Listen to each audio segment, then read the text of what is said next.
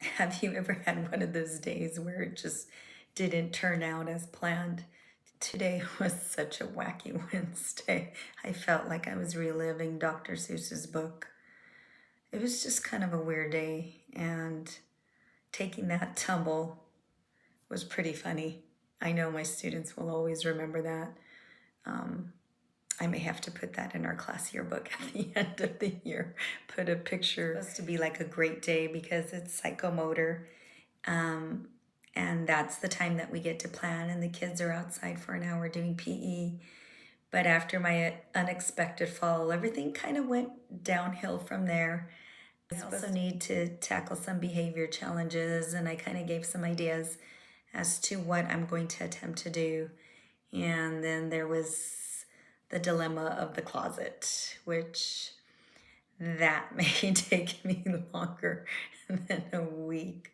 I did see some really great progress from my students, and I'll show that. Later in the evening, we ended up going out with my teacher friends. Ooh, a Wednesday night.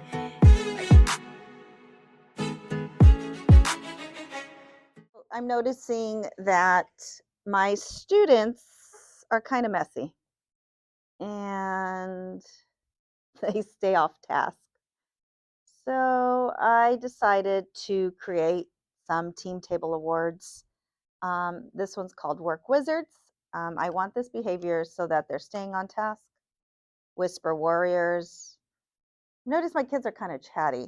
So we're going to see if that helps in addition to what I already use for behavior management. Maybe getting them to work as a team and adding to their reward system. I use points.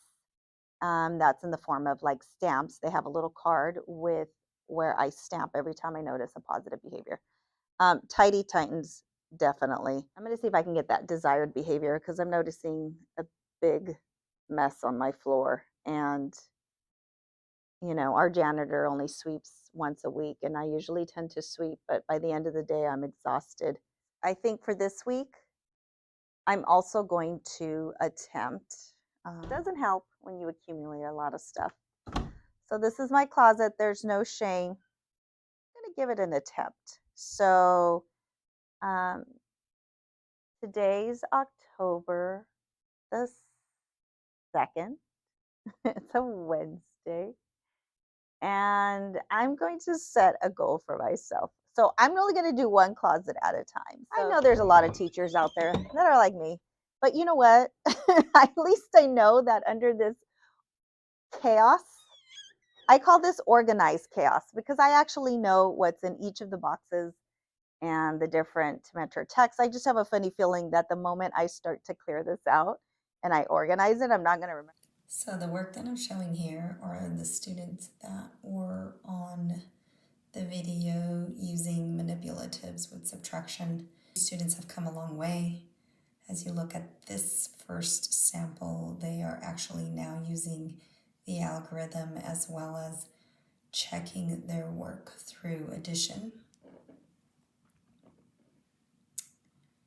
This particular student, again, using the algorithm and then checking their work using the place value chart. Rather than using the dots, they're actually using the digits to regroup. And then we have this other student as well using the algorithm. I'm really proud of the following students, and these were the students, like I said, were on the video that were using the manipulatives as well as the place value discs. This other student here, if you take a look at the bottom, they used the adding up strategy.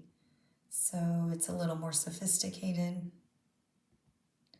And then this little guy here, he's still struggling a little bit. At least he moved away from using the manipulatives, and now he's at least using images to help him to subtract, still using the place value chart. I need to get him to actually draw the place value chart on his notebook when it comes to testing time in May. He can easily just draw that on his scratch paper. My Obviously. colleagues and I get together once a month and we have a teacher's night out. So we're here meeting for dinner. And